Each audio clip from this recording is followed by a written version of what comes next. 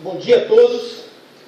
Com grande satisfação que nós viemos aqui para falar a respeito do emprego do Exército Brasileiro no arquipélago de Fernando de Noronha durante a Segunda Guerra Mundial.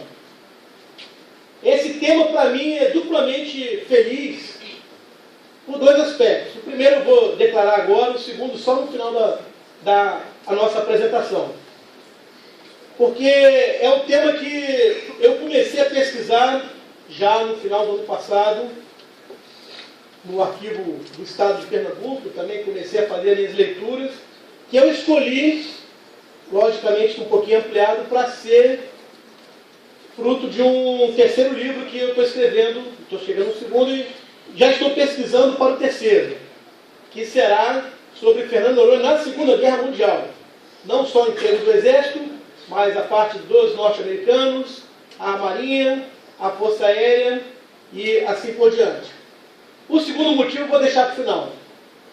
Nós vamos seguir um roteiro para poder atingir o nosso objetivo. O nosso roteiro é esse daí.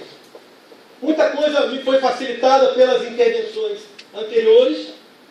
Algumas coisas eu tinha separado para falar, eu nem vou falar.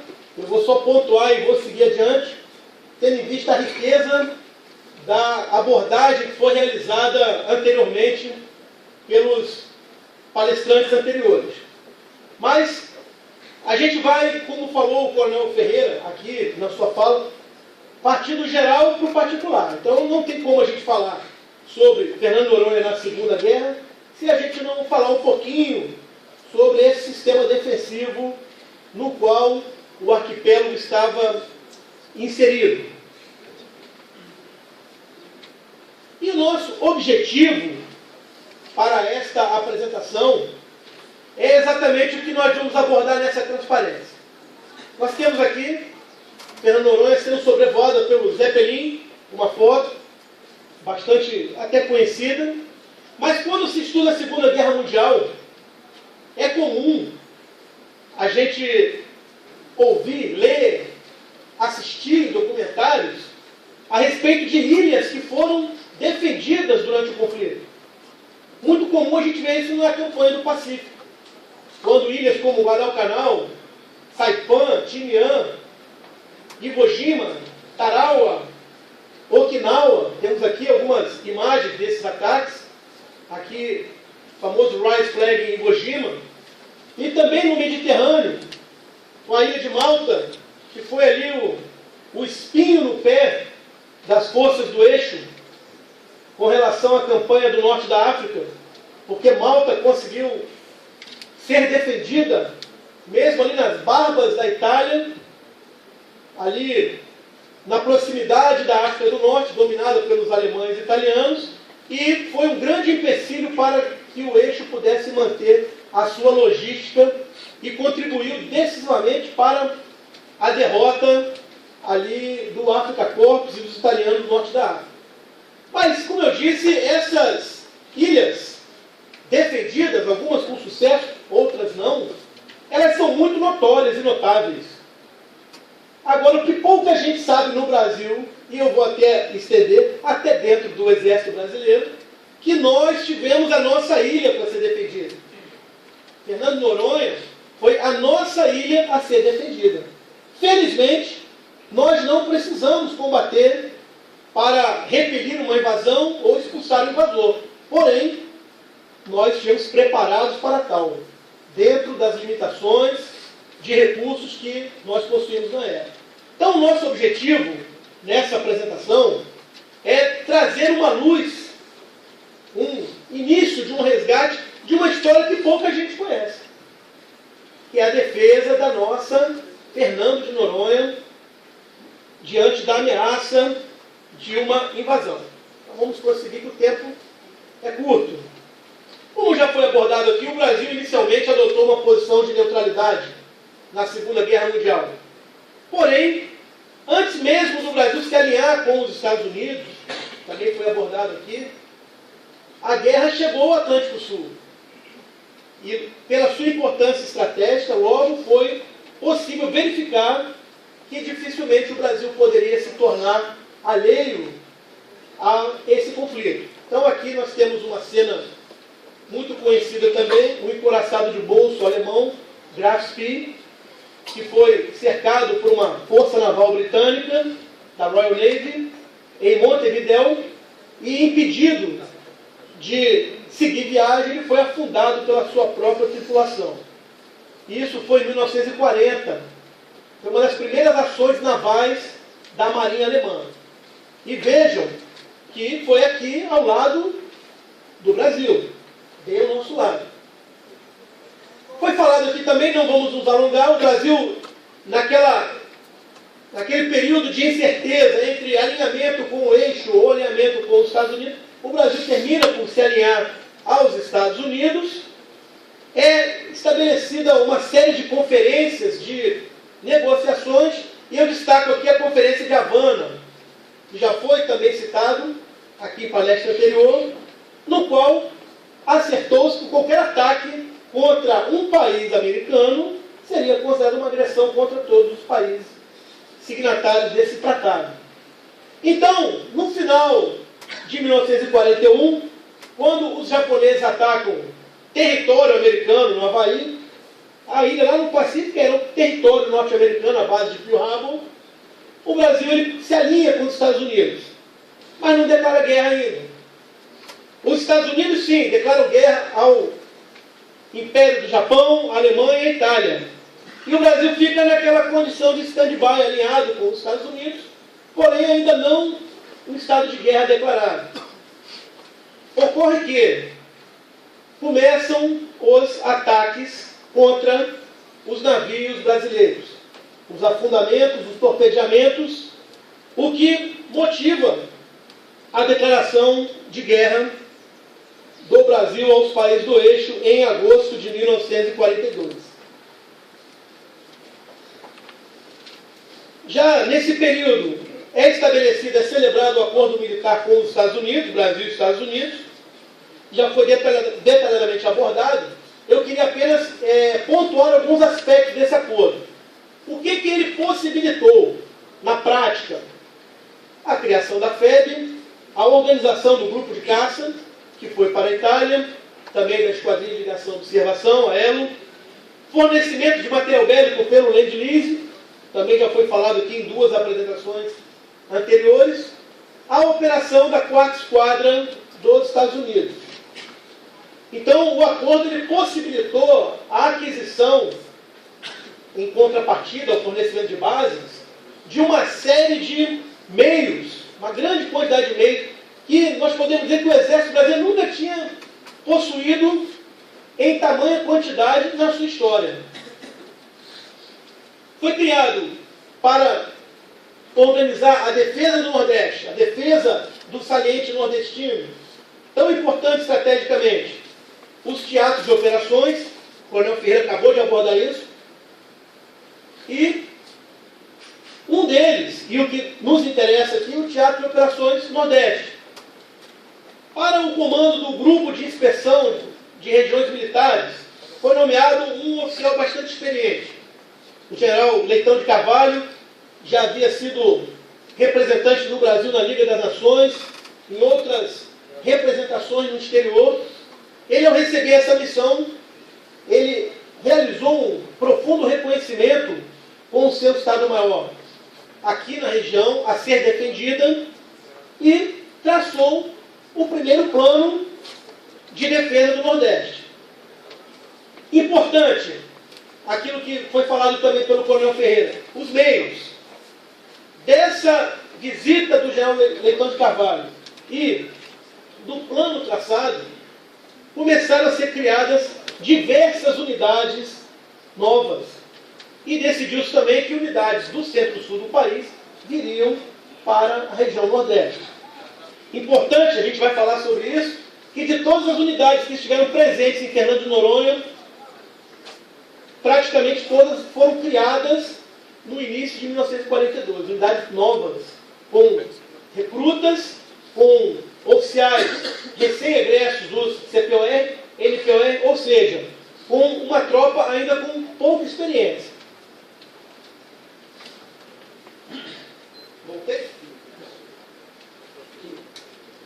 plano de manobra do Teatro de Operações Nordeste, como já foi falado também, foi até mostrado já essa transparência, só que preto e branco, monocromático, foi decidido uma divisão de infantaria com sede em Natal, a sua infantaria divisionária ficou em João Pessoa, preocupação de deixar um oficial general em cada grande centro, uma divisão de infantaria, a 7ª, com sede no Recife, a infantaria divisionária com o seu quartel-general em Maceió.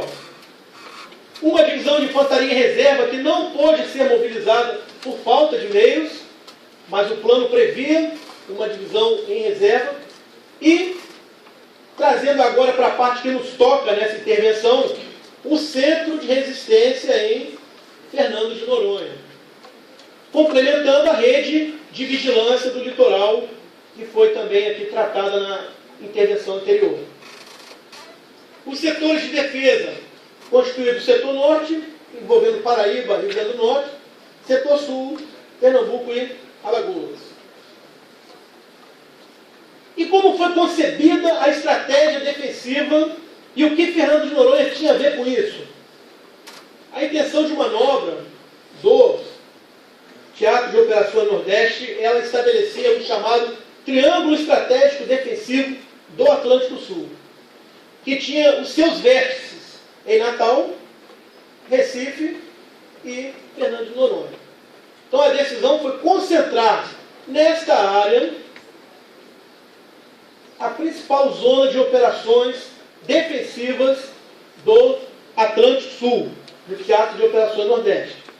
E a missão do teatro, foi já falado aqui, eu vou destacar só o que interessa para a nossa intervenção, quando ele diz que a defesa do Nordeste passear mediante grupamentos de força concentrados em torno dos portos marítimos e das bases aéreas. Por isso aquela preocupação em concentrar os meios e os comandos ali de oficiais generais, inclusive, nas grandes cidades onde havia as áreas portuárias e as instalações aéreas, competindo aos grupamentos. Aí veio uma série de disposições e uma delas impedir o estabelecimento do inimigo no arquipélago de Fernando de Noronha. Qual era a preocupação? Havia uma ameaça, já em fins de 41, início de 42, uma possibilidade de ocorrer uma invasão a Fernando de Noronha, com base do norte da África. A situação da guerra estava indefinida. Lembro que os alemães haviam conquistado Creta pouco tempo antes, um ano e pouco antes, uma ilha muito bem defendida, tinha 90 mil soldados da comunidade britânica em Creta, e com 20 mil homens paraquedistas e transportados em planadores, os alemães conseguiram conquistar Creta. Então era uma preocupação que havia de uma nova Creta se repetir em Fernando de Noronha. Então era a ameaça que vinha pelo ar, ameaça de paraquedistas, de planadores ou de um assalto direto contra a pista de pouso existente. E a outra ameaça era um ataque por mar, por forças navais, inclusive por forças submarinas, que foi bem destacado aqui, deslocam-se furtivamente e surgem em locais inesperados, considerados os meios de detecção antissubmarinos da época. Então, a preocupação era que se Fernando de Noronha caísse em mãos inimigas, considerando as ligações terrestres entre o centro-sul do Brasil e o Nordeste, que eram praticamente inexistentes na época, dependia-se essencialmente da navegação de cabotagem, do transporte marítimo, que o Fernando de Noronha pudesse ser usado como uma base para cortar essas comunicações e isolar o norte e nordeste do Brasil do centro-sul. Por isso, crescia a importância da manutenção do arquipélago de Fernando de Noronha, para que ele não viesse a se constituir numa base de ataque dos países do eixo. Com esse objetivo foi criado, então, o destacamento misto de Fernando de Noronha, no dia 13 de janeiro de 1942, no início do ano.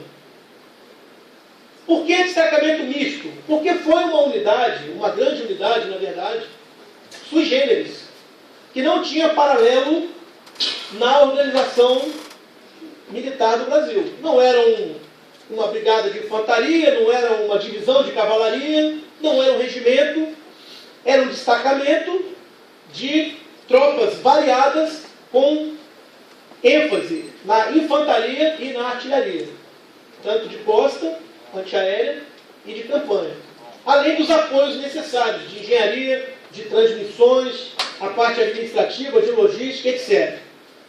O comando desse destacamento foi atribuído ao general Francisco Gil Castelo Branco, que assumiu o comando dessas unidades na ilha. Então vamos ver agora a composição de meios, quais as unidades que o general Castelo Branco ele recebeu à sua disposição para organizar a defesa de Fernando Noronha. Então está aqui o nosso destacamento misto, né? Estava até conversando outro dia com o companheiro, é o valor de uma brigada menos, mais ou menos, equivaleria a isso. O 30 BC, 30º Batalhão de Caçadores, uma unidade nova, havia sido criada no início de 42, ali praticamente junto com o destacamento. O 31 BC, também criado na mesma época, os dois criados aqui na região Nordeste. E as unidades de artilharia foram trazidas quase todas melhor dizendo, todas da região Centro-Sul, quase todas do Rio de Janeiro, menos a antiaérea, o Coronel Morgado vai falar daqui a pouco, que veio de São Paulo. Então, foi o primeiro grupo do 2º Regimento de Artilharia Antiaérea. Não vou falar sobre ele, prometi ao Coronel Morgado, ele vai falar depois detalhadamente. O primeiro grupo móvel de artilharia de costa, o primeiro GEMAC. Vários GEMACs foram construídos, eu tive a oportunidade de servir numa unidade no Rio Grande do Sul, lá na cidade de Rio Grande, que era herdeira do 7º GEMAC. Também foi para lá na mesma época, 1942.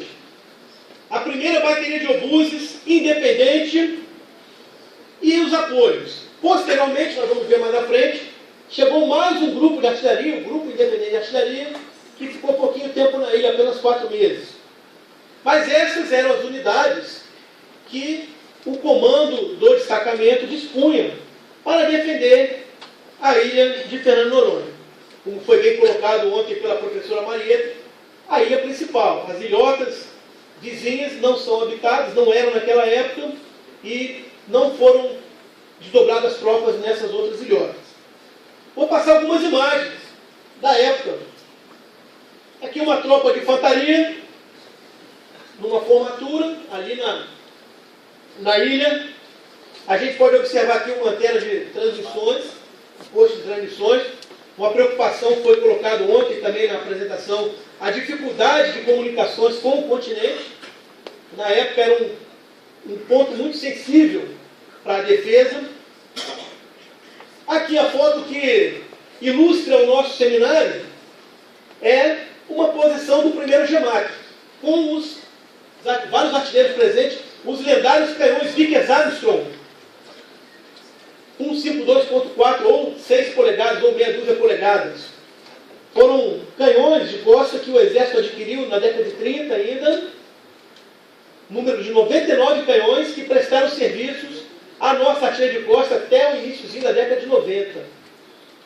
Interessante que quando esses canhões foram adquiridos, não havia plataformas de tiro em quantidade suficiente para todos, nem reparos móveis. Foram adquiridos só as bocas de fogo e as lunetas.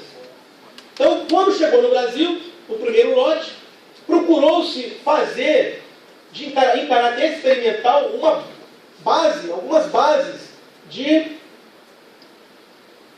apoio para que o canhão pudesse fazer o tiro. E o primeiro lote de bases foi rejeitado na avaliação operacional. Não, esse aqui não serve. Concluído, manda lá para Fernando Noronha. Foi para Fernando Noronha, foram usados pelos canhões em Fernando Noronha, cumpriram a missão, não quebraram e conseguiram ser usados pelos canhões lá em Fernando Noronha. Então, uma curiosidade que é relatada pelo general Paulo de Queiroz Duarte no seu livro também. Observe aqui também o fardamento, o equipamento, ainda de origem francesa. Ainda não era uma tropa que recebeu integralmente os benefícios do Lend-Lease, do material norte-americano, mais moderno que os franceses nesse período. A FEB já foi recebendo na Itália um material diferenciado. Aqui, uma posição do primeiro grupo do 2º Regimento de Artilharia Antiaérea. Está aqui embaixo de uma lona, mas é um canhão 88 milímetros, canhão Krupp. Flak 18, Flak significa em alemão canhão antiaéreo.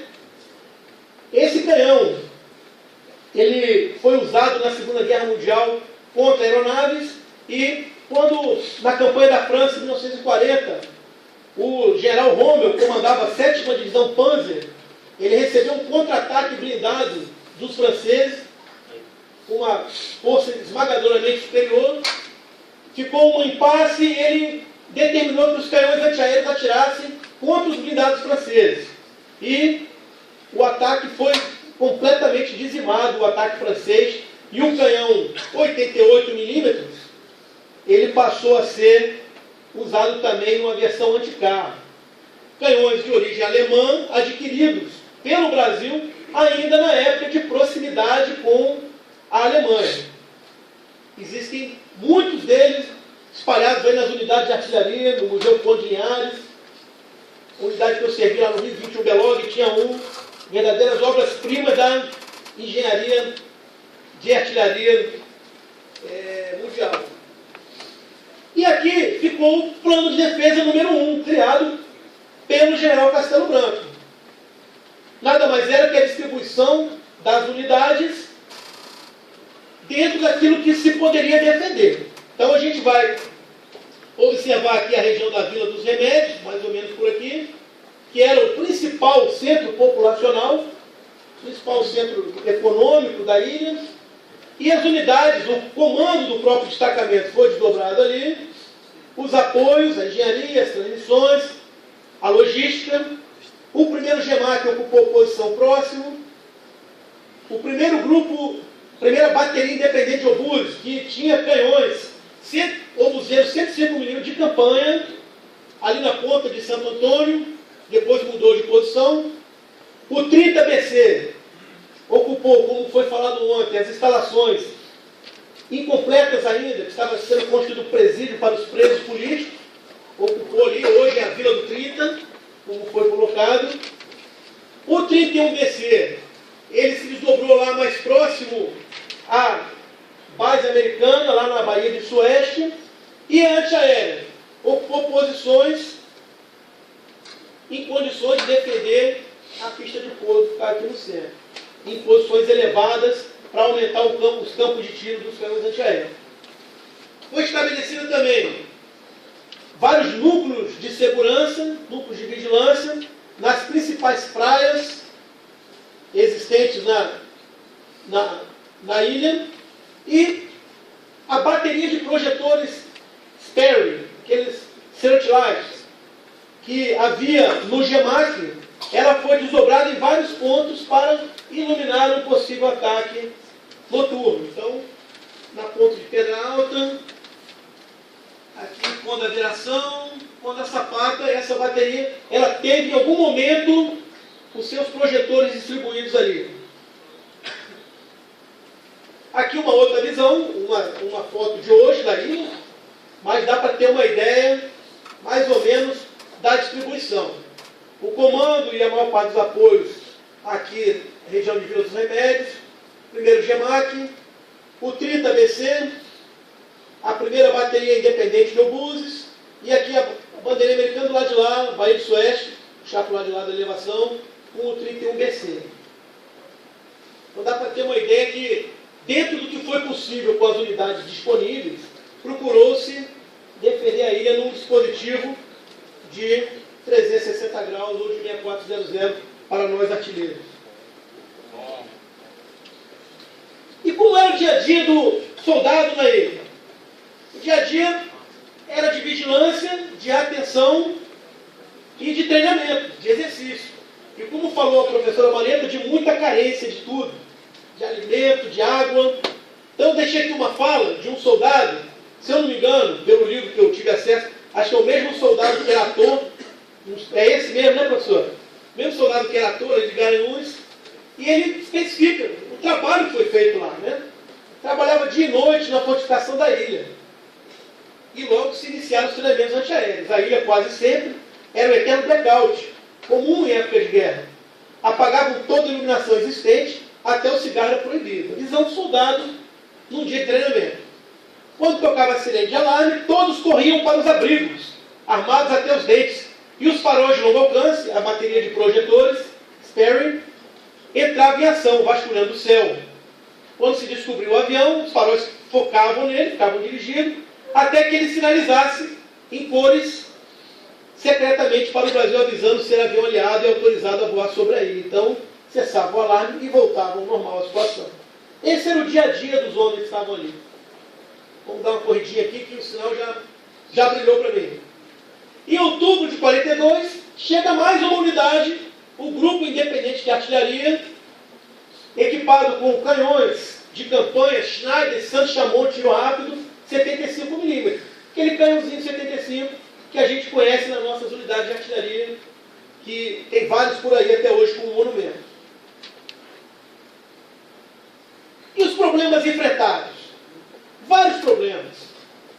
Primeiro, desembarque muito complicado. Não havia facilidades portuárias, não havia instalações, sendo necessário construir aqueles moles, que eu não vou entrar em detalhe, a professora já mostrou até as fotos para nós ontem.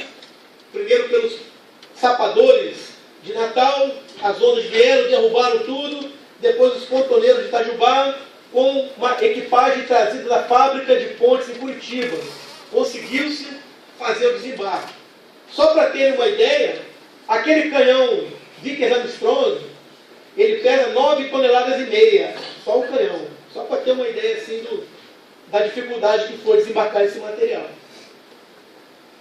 A superpopulação da ilha, uma ilha que tinha ali pouco mais de 300 pessoas, entre presos, guardas, de repente ela passou a ter 2.600 militares brasileiros e mais 300 americanos. E tinha que alimentar esse pessoal, tinha que ter água para esse pessoal, tinha que ter hospital para esse pessoal. Então foi um problema logístico enfrentado pelo comando da 7ª Região Militar. A obtenção de água, que já foi falado, que era o grande problema, e ainda é um dos maiores problemas da ilha, o suprimento de água. Obtenção de carne e alimentos frescos.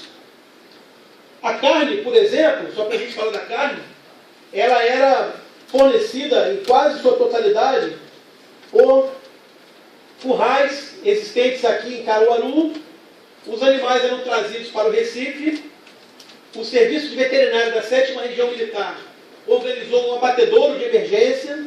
Eles eram abatidos aqui em Recife. E quando havia possibilidade de embarcar no navio, porque os navios só poderiam viajar escoltados, em função da ameaça submarina, quando havia possibilidade, eles eram embarcados e iam. Então, o suprimento de alimento fresco era muito irregular, muito instável. E isso trazia, obviamente, doenças físicas e algumas mentais.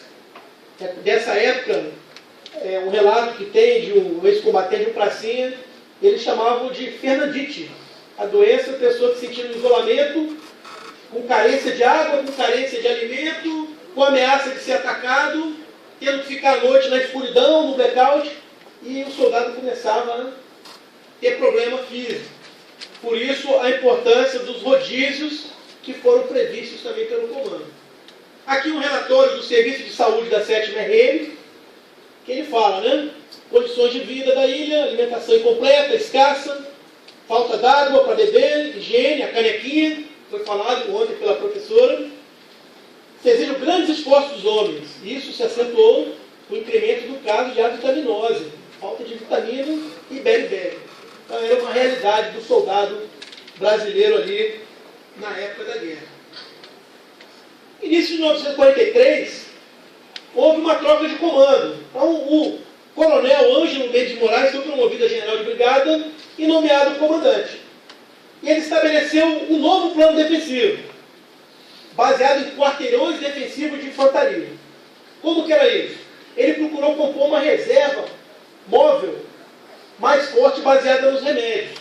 Então tirou uma companhia do 30, uma companhia do 31, dividiu aí em 2 quarteirões, nós vamos ver a imagem no próximo slide, e as companhias que foram retiradas passaram a compor uma reserva móvel capaz de atuar em pontos distantes da ilha.